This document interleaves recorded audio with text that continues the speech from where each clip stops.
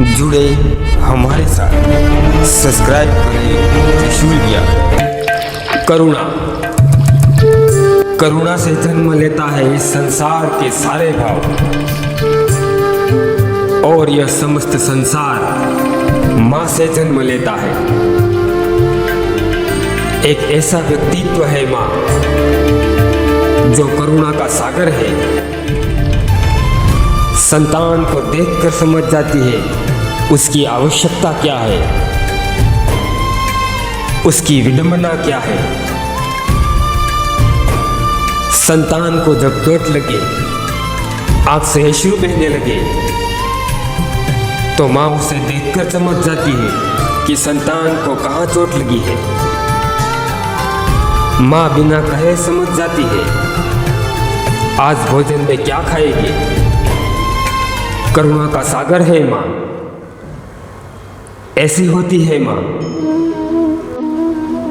मनुष्य भूतकाल और वर्तमान के आधार पर भविष्य की सुख दुख की कल्पना करता है।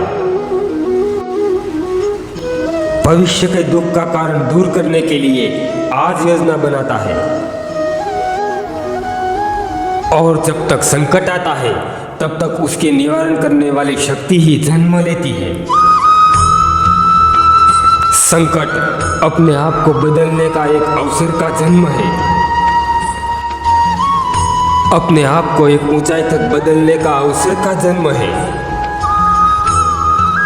ज्ञान मंडित अपने आत्मा को बलवान बनाने के अवसर का जन्म है। जो ये कर पाता है उसे कोई संकट नहीं, और जो ये नहीं कर पाता वो एक स्वयं संकट है। कई लोग हमारे आसपास होते हैं, उसमें प्रबलवाद सक्रिय होता है। मीठे मीठे शब्दों से सबको बांध लेते हैं, इसलिए वो आकर्षण का केंद्र बन जाते हैं। किंतु हमारे आसपास कहीं ऐसे भी होते हैं जिसका शब्द हमें चुभता है, जिसकी दृष्टि से सदा बच के निकलना चाहते हैं। यह शब्द किसी के प्राण दे भी सकते हैं, किसी के प्राण ले भी सकते हैं। यह शब्द अत्यंत शक्तिशाली है। कोई शब्द मंत्र बनकर जीवन को तार देता है, वही कोई शब्द दूसरा दुख देता है अपशब्द बनकर। मन में क्रोध को जगाता है। इसलिए सोच समझकर इसे मुख से निकालिएगा। अमूल्य है हमारे वचन, और शब्द सदा भ्रम है। इसी से आरंभ है, इसी से अंत। मैं इस सरोवर में स्नान करने का प्रयास कर रहा हूं। इस सरोवर में मेरा प्रतिबिंब दिख रहा है। अब मैं मन में ऐसा विचार लाऊं, मेरा प्रतिबिंब का स्नान करना, मेरे शरीर ने स्नान कर लिया, तो क्या यह उचित है? कदापि नहीं। जब तक आप भिगोगे नहीं तब तक आपका प्रतिबिंब भी नहीं भिगेगा, क्योंकि आपका शरीर तो आपके वश में है। आप सोच रहे हैं कि ऐसी व्यर्थ की बातें मैं क्यों कर रहा हूं। हमारे अनुभव से इन बातों का नाता है हमारे जीवन से, और हमारे अनुभव जीवन में अत्यंत महत्वपूर्ण होते हैं। कुछ लोग कठिन परिस्थिति का सामना ही नहीं करना चाहते, संकट का सामना ही नहीं करना चाहते, सदा उनसे दूर भागना चाहते हैं, और मन में आशा रखते हैं उन संकटों का सामना करने का अनुभव अपने आप आ जाए, वो साहस अपने आप आ जाए। किंतु ऐसा नहीं होता। उनसे दूर भागने की बजाय इस संकटों का सामना करें, क्योंकि बैठे बिठाए ये अनुभव नहीं आएगा। आपको ऐसे मार्ग पर चलना होगा। जहाँ चुनौतियाँ है, कठिन परिस्थितियाँ है, संकट है। इस मार्ग पे बिना डरे निडरता से चलना होगा, उसका सामना करना होगा।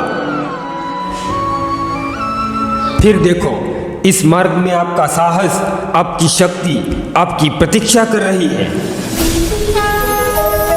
कई बार होता है कि आप कोई कार्य करने के लिए किसी को सौंप देते हो और वो व्यक्ति उस कार्य को अधूरा छोड़ देता है, वो उसे पूरा नहीं कर पाता।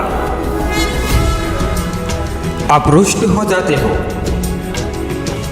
आप क्रोधित हो जाते हो, उसे डांट देते हो और उसके बाद उसे पूरा करने के लिए आप जुट जाते हो और अतः वो कार्य पूरा हो ही जाता है। अब उस कार्य में समस्या उस व्यक्ति के प्रयास की नहीं थी, उसमें समस्या थी उस व्यक्ति के प्रति आपने आस रखी उसकी थी। हम दूसरों से अपनी आस को प्रथम सीढ़ी बना लेते हैं और स्वयं के विश्वास को अंतिम सहारा बनाते हैं, किंतु ऐसा होना ही नहीं चाहिए। स्वयं के विश्वास को प्रथम सीढ़ी बनानी होगी और उसे बनाना होगा सहायक। ऐसा करोगे तो परिणाम शुभ होगा और भी आनंददायक होगा। स्मरण रखिएगा, इस संसार में आपका सबसे बड़ा सहायक, आपका सबसे बड़ा तारणहार और कोई नहीं, आप स्वयं हैं। देखो उन हीरो को, कितने वर्षों तक वो धरती के गर्भ में रहकर ये उतना कठोर बनता है, किंतु जब उसे खान से निकाला जाता है तब वो श्वेत कोयले की तरह निस्तेज और कठोर होता है। लेकिन जब उसकी घिसाई होती है तब उसका मूल्य बढ़ता है। संसार में हमारे साथ भी ऐसा ही होता है। हमारा अनुभव, हमारी बुद्धि, हमने जो व्यतीत किए उन वर्षों के कारण नहीं बढ़ते जो हमने बिताई है,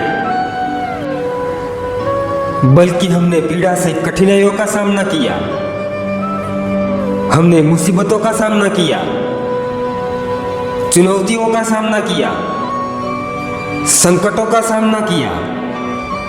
उन क्षणों से हमारा अनुभव, बुद्धि निखरती है।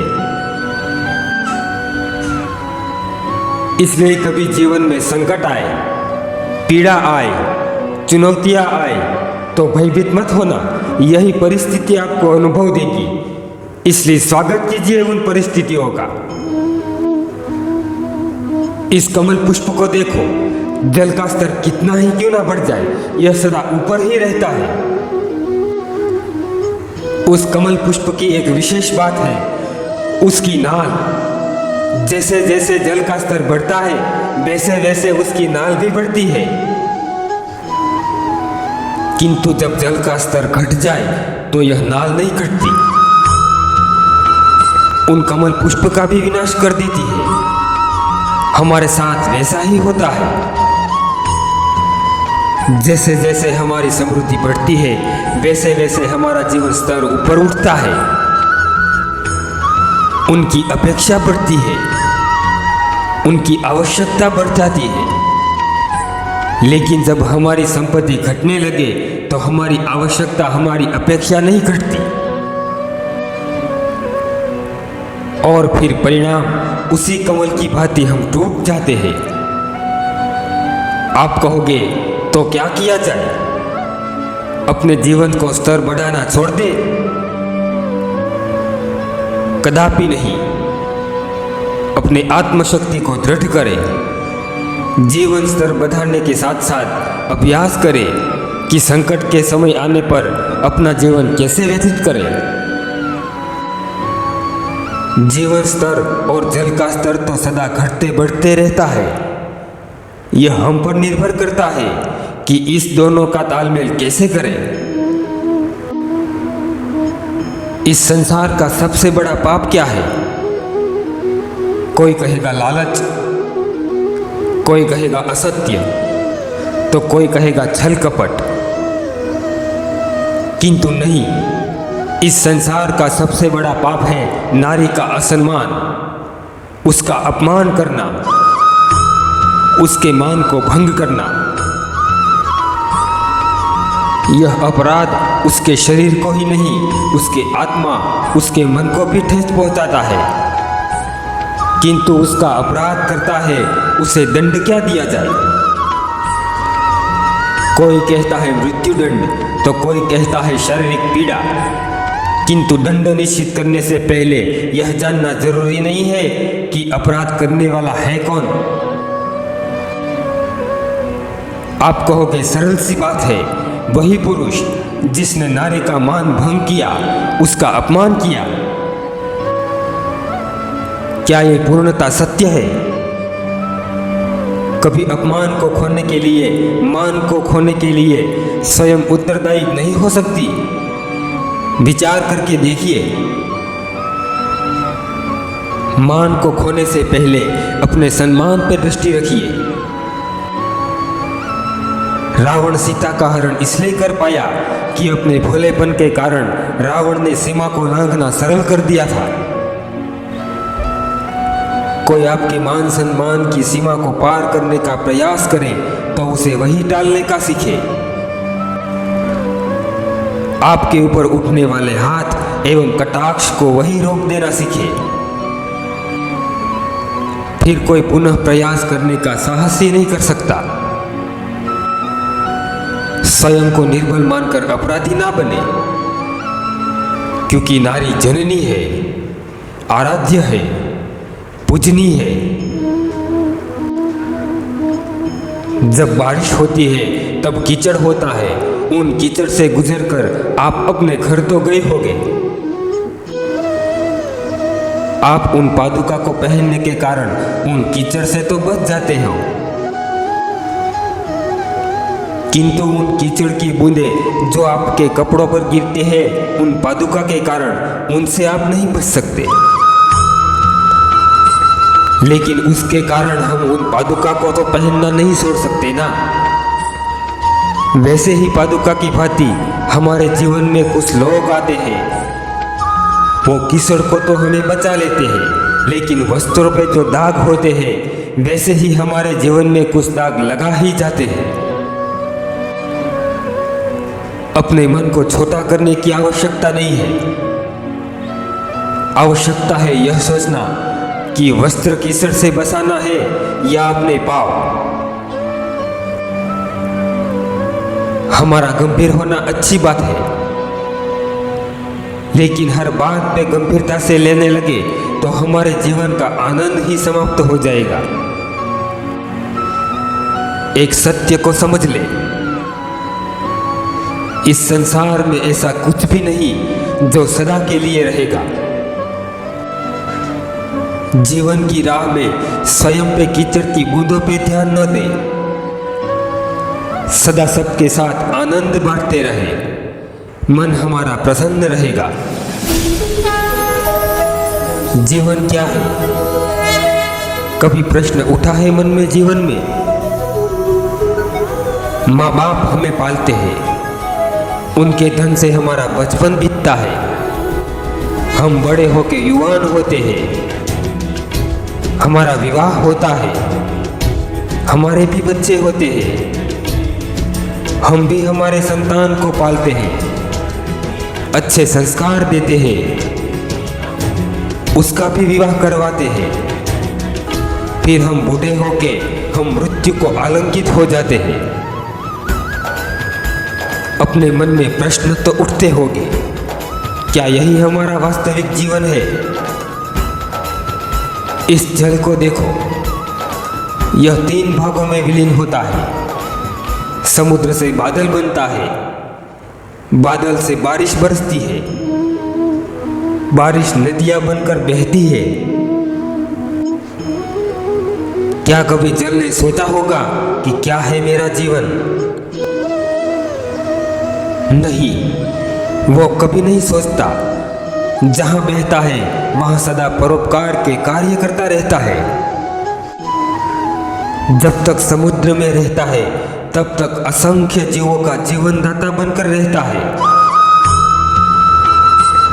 वहां से निकलकर बादल बनता है तो उन किसानों की एक आश बनता है कि खेत में फसल उपजेगी। जब बारिश बनकर बरसता है तो उन सूखी धरा को सींचता है, और जब जल नदी बनकर बहता है तो उसके किनारों पर नई नई वनस्पति को जन्म देता है। क्या जल कभी सोचता होगा उसका उद्देश्य क्या है, उसका जीवन क्या है? नहीं, जितना वो हो सके उतना सबको आनंद देता जाता है। वो अपना धर्म किए जाता है। कभी प्रश्न मत कीजिए कि क्या है जीवन, क्या है जीवन का उद्देश्य। जितना हो सके उतना सबको आनंद दे, अपने जीवन को जिए। मन प्रसन्न होके बोलेगा राधे राधे। सबसे बड़ी भेंट इस संसार में माता पिता अपने संतान को क्या दे सकते हैं? सुख, संपत्ति, सुविधा, घर, वैभव। माता पिता अपने संतान को इस संसार में सबसे बड़ी भेंट देना चाहते हैं तो संस्कार दे सकते हैं, किंतु उसके लिए समय की आवश्यकता होती है, और समय का अभाव सभी के पास है। यह काल अत्यंत विकट है, किंतु कभी कठिनाई के कारण कुछ समस्या वरदान के रूप में आती है, जैसे कि कोई महामारी, कोई युद्ध, कोई महारोग। ऐसे समय में हमारे पास समय ही समय होता है, किंतु हमारे अंदर एक नकारात्मक सोच घर कर लेती है। कितने धन की हानि हुई, यह समय कैसे व्यतीत होगा, मनुष्य समझ ही नहीं पाता कि करे क्या। हम कहते हैं भय को त्याग दीजिए, इस चिंता को त्याग दीजिए। महत्वपूर्ण बात समझ लीजिए, यह वरदान दिया है ईश्वर ने आपको, ताकि अपने परिवार को समय दे सके, अपने कर्तव्य को पूरा कर सके, अपने संतान को संस्कार दे सके। उनसे बातें कीजिए, उनके साथ बैठिए, आपसे कुछ वो सीखे, उनसे कुछ आप सीखे। उनके साथ खेलिए, अपने पूर्वजों की बातें करें, उनकी कहानियां सुनाएं। यह सब करने से आप संतोष से भरोगे, उसका भविष्य उज्जवल होगा। भय चिंता को त्याग दीजिए। वर्तमान में आप ऐसा क्या कर सकते हैं जिससे आपका वर्तमान और भविष्य उज्जवल हो, इस पर ध्यान केंद्रित कीजिए, सब मंगल होगा। इस सृष्टि की सर्वश्रेष्ठ कृति मनुष्य को ही क्यों माना जाता है? क्या कभी आपने सोचा है? केवल इसलिए कि हमारे पास तीव्र बुद्धि है, हम आविष्कार कर सकते हैं, हम आंकलन कर सकते हैं। यह सब तो औरों के पास भी है, देवताओं के पास, कुछ पशुओं के पास भी तीव्र बुद्धि है। फिर मनुष्य ही क्यों श्रेष्ठ है? मनुष्य के पास कुछ ऐसा है जो और किसी के पास नहीं, मानवता। मानवता सबसे आगे जाती है। कोई ठोकर खा के गिरता है तो उसे संभालना भी जानती है। आपका सबसे बड़ा परिचय आपका धर्म, आपकी संपत्ति, आपका नाम नहीं है। आपका सबसे बड़ा परिचय है आपकी मानवता। अपने आप चलने की प्रवृत्ति पशुओं की है, मानवता दूसरों के लिए मरता है, दूसरों को मरने से बचाता है। योग्य समय समय पे अपना परिचय दिया कीजिए, लोगों की सहायता कीजिए, अन्य जीवों की सहायता कीजिए। अपनी मानवता को जगाइए और जीना आरंभ कीजिए। दोस्तों, इन बातों से आपको क्या सीख मिली कमेंट करके ज़रूर बताना। और आपने अभी तक हमारे इस त्रिशूल ज्ञान चैनल को सब्सक्राइब नहीं किया हो तो आपसे निवेदन करते हैं आप सब्सक्राइब कर लें और बेल आइकन को प्रेस करना ना भूलें ताकि हर वीडियो की नोटिफिकेशन आपको सबसे पहले मिलती रहे। जय श्री राम, ओम नमः शिवाय, राधे राधे।